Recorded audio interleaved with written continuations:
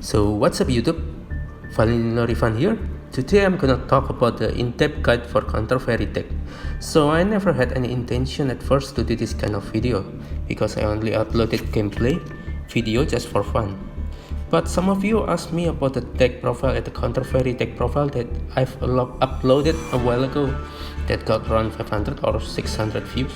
I'll put the video link in the description section. You can see the video and comment it there.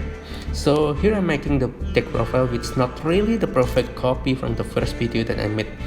I make some adjustment that I think will do better than the video. So let's check the deck.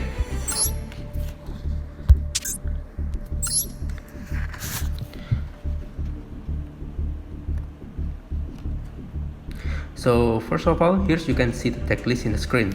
I use 3 Maxi, 3 S Blossom, so standard staple for any deck, no need to explain it, right? I use 2 Bountiful Artemis. The effect is each time a counter trap active, we get to draw 1, so kinda like Maxi, but we need to counter trap to the draw 1. Next I use 1 Barrier Statue. Neither player can special summon monster except like monster. I use it to limit opponent to special summon. Next I use 2 Meldial.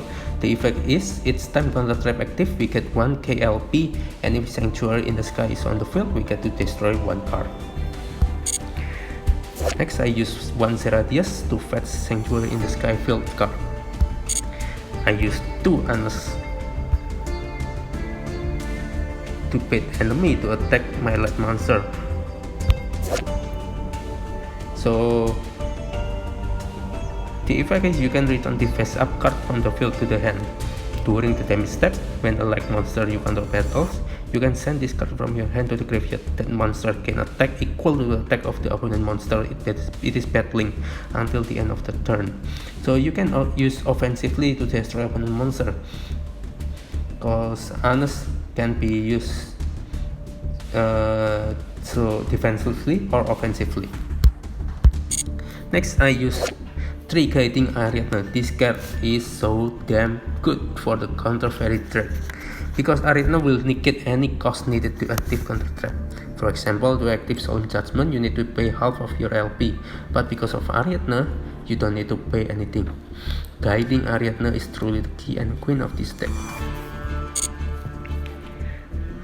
Next I use 2 Minerva. The effect is each time counter trap active, Minerva will get 500 attack, and if Sanctuary in the Sky is on the field, we get to fetch 1 counter trap from graveyard to our hand. So basically, Minerva is like one of bit stick of the deck. The last monster I use is the Sacred Art Iron Knight Partial. This is the key monster of the deck. Next, spell card. 1 Raigeki,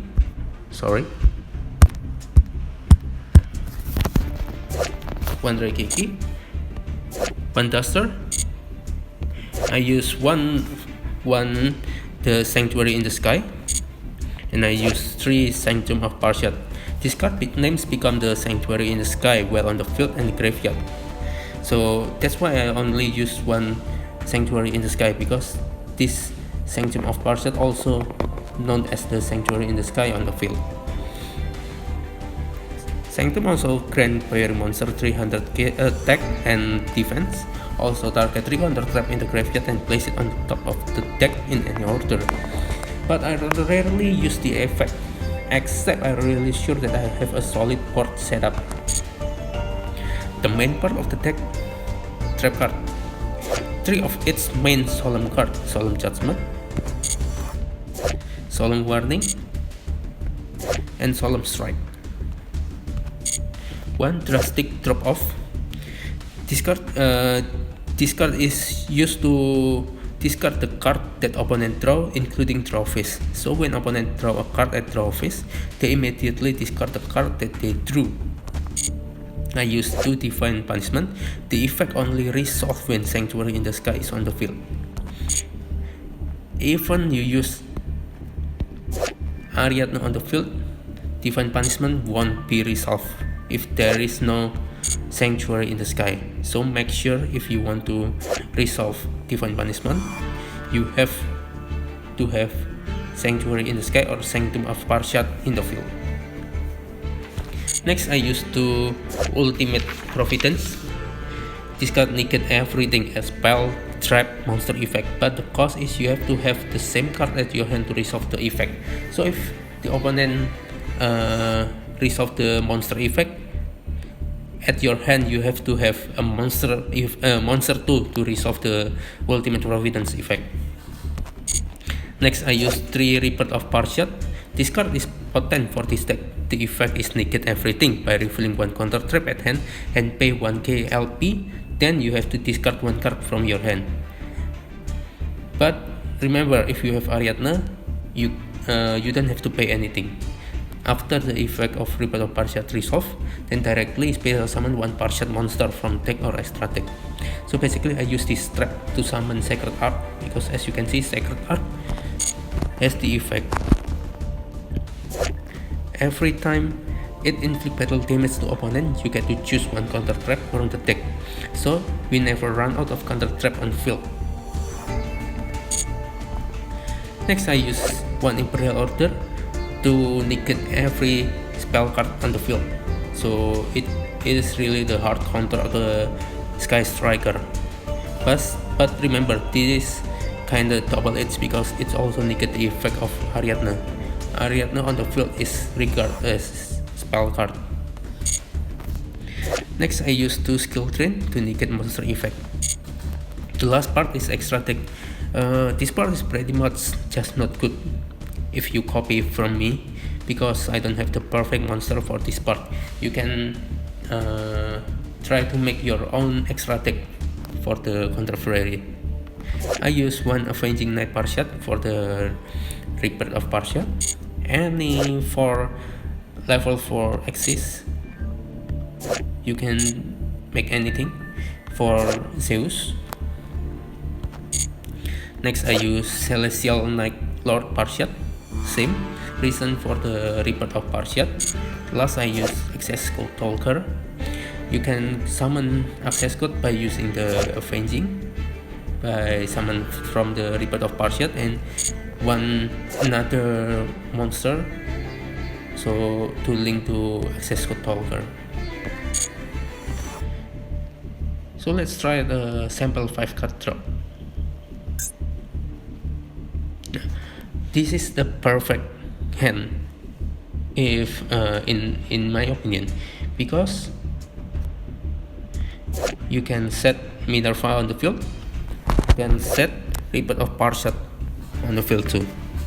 So everything that your opponent do will be negated by the Rebirth of Parshat. You can, if the opponent use monster effect, you can negate by Rebirth of Parshat. Then refill Divine Punishment at your hand. Then you can discard Divine Punishment, because Divine Punishment without the Sanctuary in the Sky, you can not do anything with it. So you also can set up the Sanctum of Parshat on the field, because it also increase the attack and defense by the 300. Let's try +1. You also can set up the Bountiful Artemis. So for the Minerva, it's already get 300 from the Sanctum of Parshat, become 2000, and because of the Rebirth of Parshat, the effect of Minerva, every counter trap is active, it get 500 attack, so 2500 attack point. So let's try another sample 5 card draw. This is also a good draw opening hand.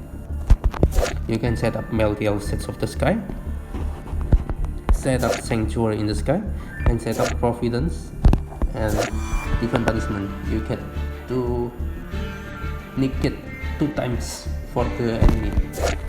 Everything they do will be negated by your Ultimate Providence and Divine Punishment.